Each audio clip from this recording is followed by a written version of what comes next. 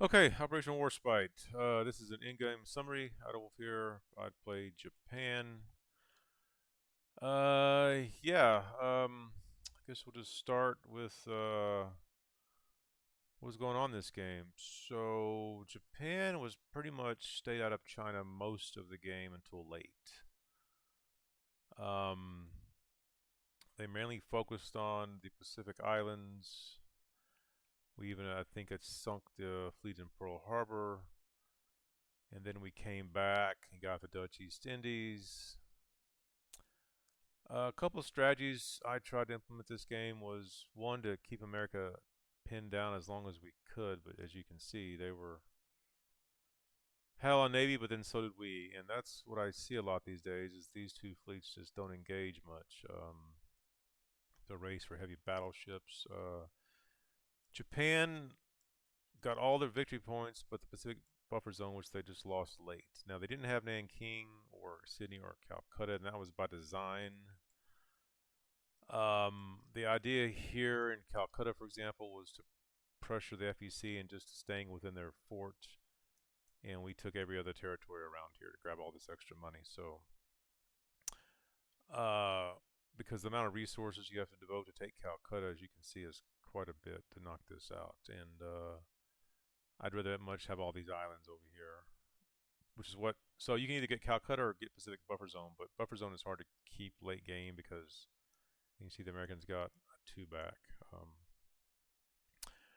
But that being said, you can see midway how long many turns we had it. Every turn we had it, we got to place a gun down here, so that was just pretty nasty there.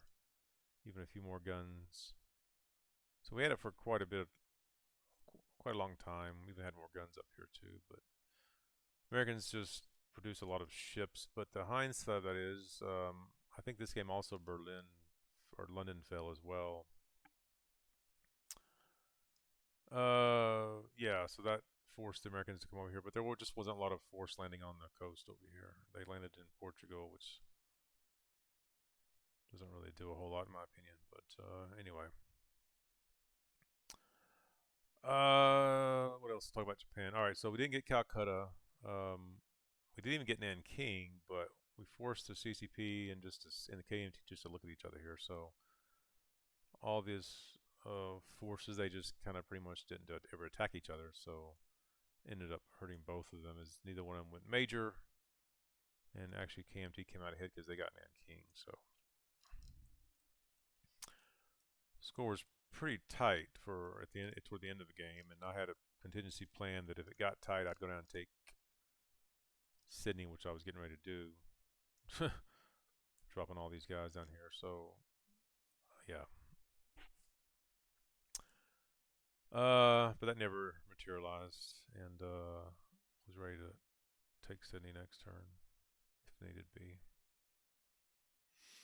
But I had to intervene in China because the Soviets, I think on kind of a fluke, were going to flip CCP to a major power, which they got down here and I think they attacked into Rehe, but ended up misrolling the dice or something, and Japan ended up winning this battle, and that really changed the outcome because I think this Comintern was ready to do pretty good. They already had Warsaw,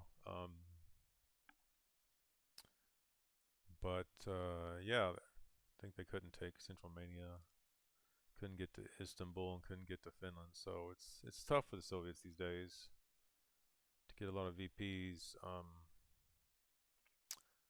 think they need the CCP involved to get at least one over here in China, in Asia.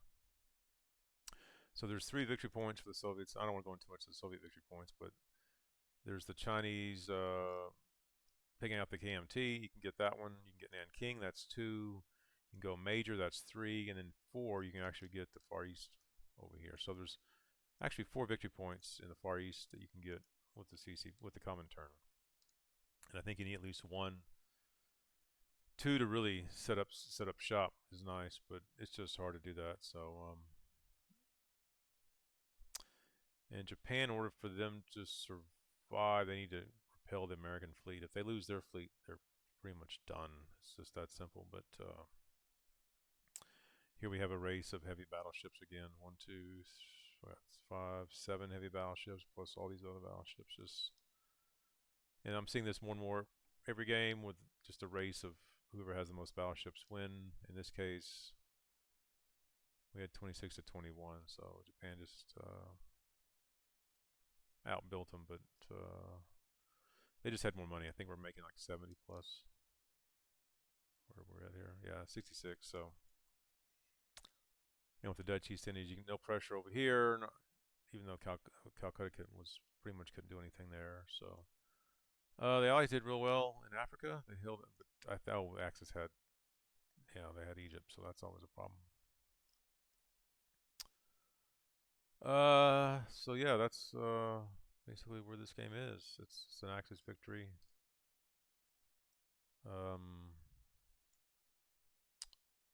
So taking out Pearl Harbor allows you to have access to all these islands, which Pacific Buffer Zone allows you to get at least that victory point and weakens the American fleet. Where they probably have to spend more money than they want to over here, probably. Techs for Japan this game were pretty much the same. Improved factories, construction, and large ship. Never got long-range aircraft. I'm not sure they need long-range aircraft. Japan, it helps them, but one additional movement. They only have 2 factories, so I don't know if they need it exactly. But controlling the Dutch, controlling this hemisphere here allows them to get access to India and stuff. Yeah, Americans just couldn't engage all this. There was just too much. Japanese fleet just had too many ships, too many planes. I had like 1, 2, 3, 2, 3, 4, 7 medium bombers in this game. That's just ridiculous. Japan makes my personal experience is seeing if Japan makes 65 plus, 60 plus a game, 670, especially if they have 70. It's gonna be hard to beat them. They're really overpowered in this game. They get the bonuses of the Chinese territories early, which I didn't even take that. It still is making 66 without getting a couple other territories. I could have been pushing 70, and that's only holding me back from getting 70 was not getting, Nanking, Hunan, and Guangdong, which is 2, 4, 6, 7, 8, 9 income there. So, which easily puts me over 70. But just these territories here, you can easily see how easy they get to 66 just by taking a few of these, and you just can't let them have all this territory. It's just hard. They even got Kuwait here. It's just but yeah, I think everybody else played really well this game. I lost a few of these islands at one point, got them back, but Japan is really hard to stop if they don't have a lot of pressure on them. So, and I didn't have heavy armor in this game either, but you can see I'm already producing medium armor here, and 41st was coming out. But Soviets have a lot of AAAs up here. Yeah, they had a pretty good army. I think I crushed it in northern Manchuria on a just 7 bomber attack with a bunch of planes, so it's just hard. But if you get CCP and the Soviets to work together, they can kind of hamper Japan up here a little bit, which is what they did. But I think as the CCP I would have attacked, well, but the KMT just got really powerful. A lot of infantry. Is that a 10? I think so. Yeah. To me, I don't know if this is actually worth it. You can see how much resources they spend. I mean, not really a lot here, but I think this army might have been down here as well. A lot of resources to get all this territory. They did win the Spanish Civil War, though, so that's kind of rare for the Republicans. I think Silk played a pretty good game. Maybe should have gone after Helsinki at some point. I'm not sure what his techs were. Let's look at the tech chart here. So they were going for rockets. They got rockets. They never got jets, so they got jets too. The jets and rockets. So he had a lot of victory points. But he needed the CCP. I think he was in second place. Yeah, he was pretty much. He needed the CCP to pull off one of these 2 or 3. There's 3 over there. And he couldn't get this one, couldn't get that one, or the Winter War, or that one. So this one's hard to get anyway. So Yeah, Britain didn't get there too. That's always a problem. They need at least one of these two to win. In Germany, Germany should have gotten Festa of Europa, but no. Yeah, that's an easy victory point if the Allies don't pressure you. They're that one, but they didn't get that one either. So, but we still won that one. Axis victory. Text about the end of the game are pretty much straightforward. Japan only not getting long range aircraft though. That just didn't really need it though. Large ship they do need, probably helps them anyways if they have making a lot of money. Improved construction, probably don't need this tech really, but it helps with buying ships. But they don't buy a lot of ships unless they really have to. But if they're making 70, it doesn't really help them that much, honestly. I'm not sure that's a good tech for them anymore. This improved construction. Factories probably is okay. But actually, I think this advanced artillery might be better for Japan, actually.